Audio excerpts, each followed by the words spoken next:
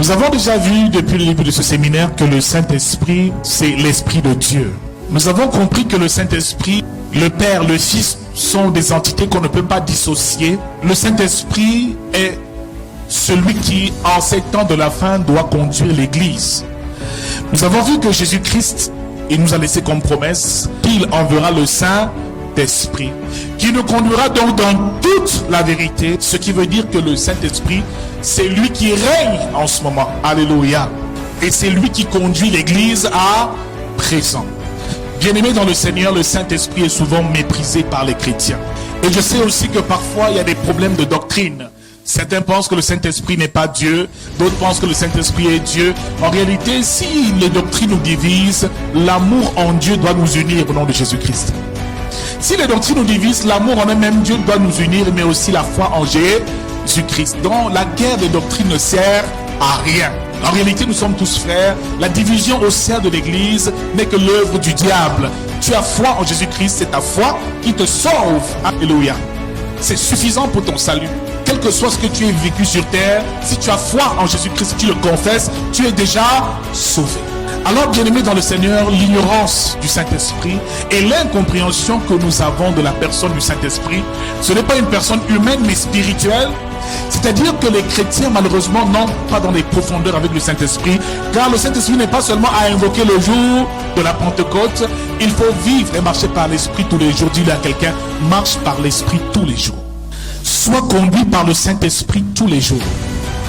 Écoute les instructions de l'Esprit de Dieu chaque jour et obéis à l'Esprit de Dieu. Alléluia. Le Saint-Esprit vit en toi. Le Saint-Esprit vit tout autour de nous. Il nous conduit et il nous dirige. Le Saint-Esprit, c'est Dieu lui-même. C'est son esprit. Nous allons voir ce matin quelque chose de très important, car le Saint-Esprit a plusieurs facettes et plusieurs dimensions. Il est donc important de comprendre comment est-ce que les choses se passent. Et le thème de cette matinée, c'est le baptême de feu et d'esprit. Dès l'instant où tu comprendras ce que c'est que le baptême de l'esprit, ce serait une bonne chose pour toi. Mais il faut que tu saches que le baptême, en réalité, selon le Saint-Esprit, a deux niveaux. Il y a le baptême de l'esprit, premier niveau. Le deuxième niveau, c'est le baptême de feu. Car ce Saint-Esprit a ces deux dimensions. La première, c'est celle de sa présence. La deuxième, c'est celle de son feu. Bien-aimés, sachez-le une fois pour toutes. Pour ma part, et pour beaucoup qui sont dans la révélation de l'Esprit, c'est que le Saint-Esprit, c'est Dieu lui-même. Le Saint-Esprit, il faut apprendre à le comprendre, à vivre avec lui et à rentrer dans l'intimité avec lui. Bien-aimé, dans le Seigneur de ces trois entités, le Père, le Fils et le Saint-Esprit, pour ma part, semble être même le plus important, parce que le péché contre le Saint-Esprit est le seul qui ne peut être pardonné. Tu dois naître d'esprit.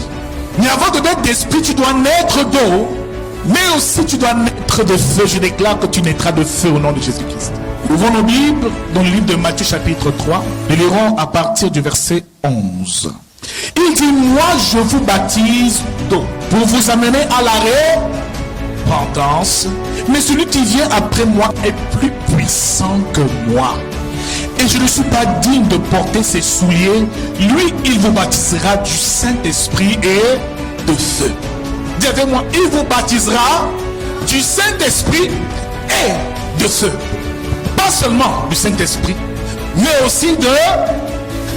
Bien-aimé dans le Seigneur, le jour où tu comprendras ce que c'est qu'être baptisé d'esprit, mais encore plus être baptisé de feu, tu sauras comment expérimenter le surnaturel avec Dieu. Le problème, c'est que beaucoup de chrétiens reçoivent le baptême d'eau et reçoivent aussi le baptême de l'esprit, mais ignorent tout de ce que c'est que le baptême de feu qui nous qualifie pour la manifestation de la puissance et de l'autorité de Dieu. Qu'est-ce que c'est que le baptême de l'esprit? Verset 13, baptême de Jésus-Christ. Jésus vint de la Galilée au Jourdain vers Jean pour être baptisé par lui. Un peu plus loin, au verset 16. Dès que Jésus eut été baptisé, il sortit de l'eau. Il sortit de l'eau. Et voici les cieux s'ouvrirent il vit l'Esprit de Dieu descendre comme une colombe et venir sur lui. Cela veut dire que celui qui est baptisé du Saint-Esprit, qui reçoit le baptême de l'Esprit, ici, à ce moment, Dieu nous dit que dès l'instant où il reçoit le baptême de l'Esprit, c'est l'Esprit de Dieu qui descend sur lui. Le baptême du Saint-Esprit, c'est la descente de l'Esprit de Dieu dans la vie d'un homme. La Bible nous fait comprendre que cet esprit est descendu comme une colombe. Ce n'était pas une colombe, mais comme une colombe. Et voici une voix se fit entendre les cieux ses paroles. Des cieux ses paroles. Celui-ci est mon fils bien-aimé, en qui j'ai mis toute mon affection. Bien-aimé, cela veut dire que dès l'instant où tu reçois le baptême de l'esprit, la Bible nous déclare ici que tu reçois numéro 1 l'esprit de Dieu. Numéro 2, ton ciel s'ouvre.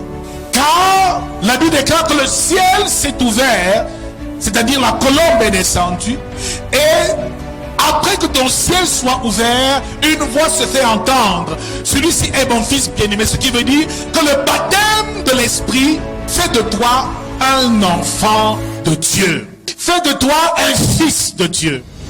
Fait de toi un homme qui appartient à présent à un autre royaume, ce qui veut dire que Dieu te présente officiellement comme faisant partie du royaume céleste. Les cieux se sont ouverts après qu'il sorti de l'eau. Il vit dans l'esprit de Dieu descendre. Première étape, la repentance par le baptême d'eau, pour te purifier de tous tes péchés et te libérer de tous tes péchés. Deuxième étape, le baptême de l'esprit, car Jésus-Christ fut baptisé de l'esprit.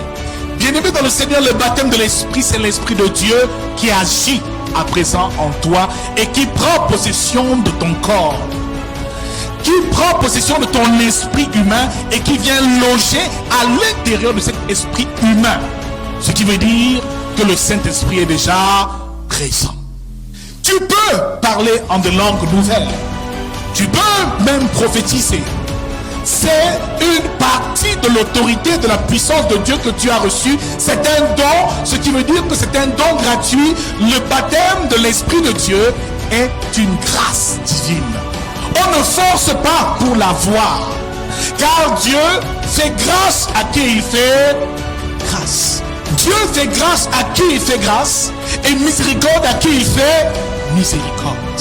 Ce qui veut dire que à l'un il peut donner ce qu'on appelle le don du parler en langue, à l'autre l'interprétation du parler en langue. Les dons spirituels sont gratuits et disponibles pour tout enfant de Dieu. Il peut recevoir, nous avons dit, les dons oraux, le parler en langue, l'interprétation du parler en langue et le don de prophétie. Il peut recevoir les dons de révélation, la parole de connaissance, la parole de sagesse et le discernement des esprits. La parole de connaissance, effectivement, c'est des mystères que Dieu révèle, des mystères cachés, inconnus par les hommes que Dieu révèle. Ça veut dire que tu peux être malade, quelqu'un qui a la parole de connaissance, avant même que tu n'ouvres la bouche, détecte ta maladie. Alléluia. La parole de sagesse, maintenant, c'est la solution qu'il trouve.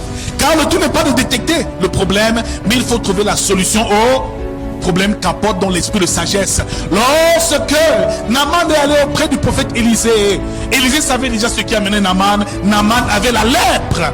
Parole de connaissance, parole de sagesse. Jette-toi 7 fois dans le Jourdain et tu seras tiens de ta lèpre. La parole de sagesse est donc disponible, car dans tout problème il y a une solution. Par la suite, le discernement des esprits, qui fait partie des dons de révélation, qui te permet de discerner ce qui est de Dieu et ce qui est du diable, qui te permet de scruter et de sonder les profondeurs de Dieu. Ce qui veut dire que celui qui a reçu le discernement des esprits est capable de discerner, numéro 1, un environnement où il y a l'esprit de Dieu. Les chrétiens malheureusement manquent de discernement. Le problème dans nos églises, c'est qu'on va d'église en église parce qu'on ne sait pas ressentir la présence de Dieu. On n'est pas sensible à la présence de Dieu et malheureusement, on n'a pas développé ce qu'on appelle la sensibilité de l'esprit. Frère, si tu es né de nouveau et si tu as reçu le Saint-Esprit, tu dois sentir quand il y a la présence de Dieu quelque part. Car le fait de le sentir te permet de conduire la prière, te permet de prêcher par l'esprit, te permet d'adorer en esprit et en vérité. L'Esprit de Dieu, à ce moment, te conduit dans ce que tu as à accomplir. Dans un lieu, quand il n'y a pas l'Esprit de Dieu, tu le ressens parce que spirituellement, tu es sensible. Dis à quelqu'un, reçois le don du discernement des esprits. Discerne la présence de l'Esprit de Dieu. Même quand quelqu'un te parle de la part du Seigneur, quand il parle spirituellement, tu ressens que ça vient de Dieu. Actes chapitre 16, Paul et Silas ont rencontré une femme habitée par un esprit de Python qui disait la vérité. Elle dit, ces hommes sont des serviteurs de Dieu très haut, mais Paul fut agacé. Il dit, cette femme-là, depuis 3 jours, elle nous agace.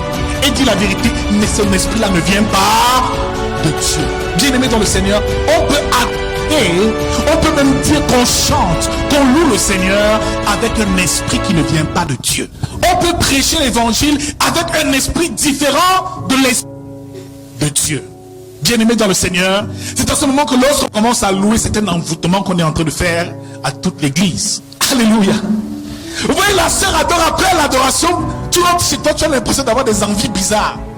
Tu commences encore à avoir envie de fumer après une louange. Tu commences à avoir des sensations bizarres, ta chair commence encore à réagir. C'est bizarre et c'est sûr. Car lorsqu'une louange est conduite par l'esprit, elle amène tout le monde dans la repentance, dans un esprit d'adoration, dans un esprit d'obéissance et de soumission à Dieu. Bien-aimé dans le Seigneur, discerne la présence de Dieu. Deuxièmement, le discernement ne peut pas discerner la présence de l'adversaire de Dieu, de notre adversaire, le diable. Il faut savoir le reconnaître. Et la Bible déclare, éprouver les esprits pour savoir s'ils sont de Dieu. Alléluia. N'ajoutez pas foi à tout esprit. Donc, il faut que tu puisses savoir.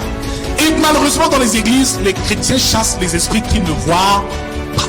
Comment peux-tu chasser un esprit que tu ne vois pas? Avant de chasser un esprit, de prier pour libérer une âme d'un esprit, est déjà la révélation de quel esprit est en action. C'est pour ça que nous avons besoin de discernement. Une église qui n'a pas de discernement est une église qui peut être envahie par le diable et les sorciers viennent s'infiltrer pour la détruire de l'intérieur. Frère, je prie le Seigneur ce matin qu'il nous accorde par le baptême de l'esprit le don du discernement des esprits, afin que tu puisses discerner quel esprit est en mouvement, quel esprit est en train d'agir. Alléluia. C'est très important pour ton ministère, toi en tant que chrétien. Parce que quelqu'un de compliqué peut venir, et maman, peut-être que tu es enfant de Dieu, on me dit que tu pries bien. Maman, j'ai mal au ventre. Prie pour. C'est peut-être un sorcier qui est déguisé. Il y a eu beaucoup de féticheurs qui viennent comme ça, pendant que tu pries pour lui, tu prends le risque même d'imposer les mains, tu te fais envoûter. Nous avons besoin du don de révélation, de ce don appelé de discernement. Pour discerner, numéro 1, l'esprit de Dieu. Deuxièmement, numéro 2, l'esprit du diable. Et troisièmement, discerner l'esprit humain. Parce que le cœur de l'homme parle. Et la Bible déclare que Dieu sonde les cœurs et les reins. Quelqu'un peut être avec toi tous les jours. Fais comme s'il t'aime tellement. Mais son cœur est éloigné de toi. Au contraire, c'est même une personne qui veut ta mort. Nous sommes remplis d'hypocrites. Et dans cet environnement-là, toi, chrétien, tu dois pouvoir dire, Jésus discernait parfaitement. Lorsque Judas approchait, il savait que Judas allait le livrer parce qu'il pouvait écouter la voix de son cœur. Bien-aimé dans le Seigneur, reçois le don du discernement des esprits afin de discerner l'esprit humain aussi. Que Dieu te révèle la pensée cachée derrière tout homme et l'esprit qui habite une personne. C'est pour ça que les sœurs font des mauvais choix. Tu épouses un homme, c'est après tu découvres que ouais, c'est un démon. Parce que tu as épousé selon l'apparence, mais tu n'as pas dit Seigneur, révèle-moi l'esprit qui habite cet homme. Dès l'instant où tu découvres quel est l'esprit qui l'habite, à ce moment tu peux t'engager à continuer avec lui. Frère, Nous ne sommes pas seulement des êtres humains faits de chair, mais nous sommes des esprits dans des corps. Alors nous avons besoin du don de révélation et du discernement des esprits. Quelqu'un va t'embrasser, tu sauras, cette embrassade-là n'est pas sincère. Malheureusement, on est trop méfiant de nos jours à l'église. On a peur des pasteurs, on a peur des anciens d'église, on a peur des frères en Christ, parce qu'on n'a pas le discernement. Parfois tu peux passer à côté de ta bénédiction, parce que tu n'as pas de discernement. Un pasteur qui est encore jeune, il n'a même pas encore d'église, il prie, il fait prier peut-être dans la rue, tu le méprises. Pourtant c'est lui que tu as peut-être prévu pour ta bénédiction. Quand tu discernes, tu sais ce qui est de Dieu et ce qui ne l'est pas. Tu ne t'adonnes pas. Certains viennent à l'église, ils mettent d'abord un pied dedans et l'autre pied dehors. Ils entrent dans une assemblée, ils disent je vais d'abord voir un peu la semaine, c'est comment ça va se... Il t'attend parce qu'il n'a pas reçu ce don. Je déclare que cela soit ton partage. Marche et aie le discernement. Sache quand quelque chose vient de Dieu. Parfois des moments, au début, déclare que le diable se déguise en ange de lumière pour tromper la création. Ce qui veut dire que lorsque toi tu attends ton mari, avant qu'il arrive, le diable vient d'abord te donner la photocopie du mari que tu attends. Et si tu es trop pressé et tu n'as pas de discernement, tu prends. Alléluia. Et par la suite, c'est les problèmes, les coups de poing, parce que c'est fort. Le type veut maman. Tu épouses ta soeur parce qu'elle est juste belle d'apparence. Mais qu'est-ce que l'Esprit de Dieu te révèle?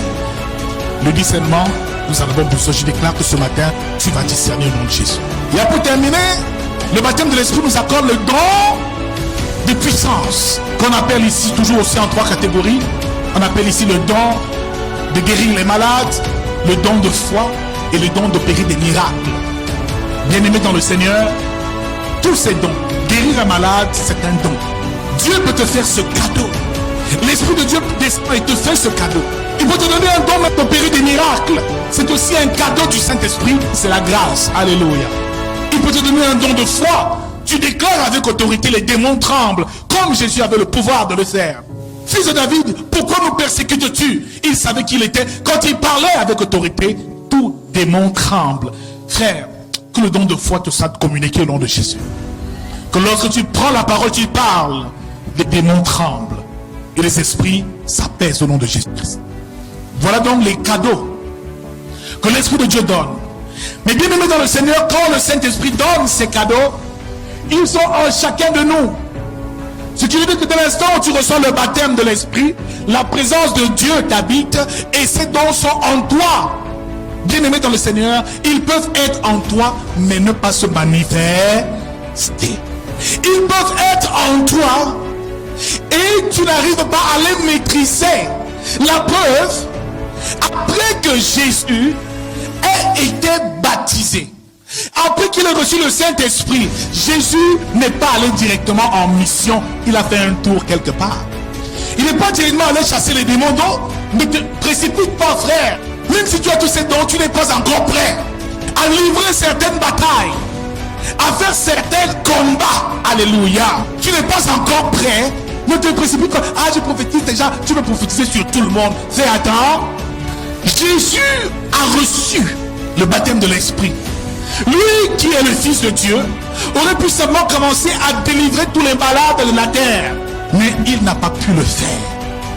L'Esprit de Dieu qu'il a reçu l'a conduit quelque part. L'Esprit de Dieu qu'il a reçu l'a conduit quelque part. Matthieu chapitre 4, à partir du verset 1. Alors Jésus fut emmené par l'Esprit dans le désert pour être tenté par le diable. Donc dès l'instant où tu reçois l'Esprit de Dieu, la prochaine étape, c'est que l'Esprit lui-même te tient par la main et te conduit où? Deuxième étape de formation, deuxième lieu de préparation, deuxième dimension de l'Esprit. Bien-aimé dans le Seigneur, c'est au désert qu'il a reçu son baptême de feu.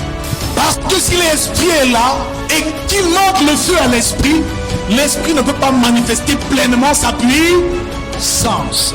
La Bible déclare que Dieu est un feu dévorant. Et dans Exode 3, au buisson ardent, c'est sous l'apparence d'un feu que Dieu se manifeste. Donc le feu, c'est la présence de Dieu, la présence de l'Esprit de Dieu, la présence de la vie de Dieu qui consume le péché et tout ce qui est œuvre du monde des ténèbres. La plupart des chrétiens reçoivent l'Esprit de Dieu à leur baptême, mais ne manifestent pas la puissance et l'autorité du Saint-Esprit parce qu'ils n'ont pas compris le mécanisme du baptême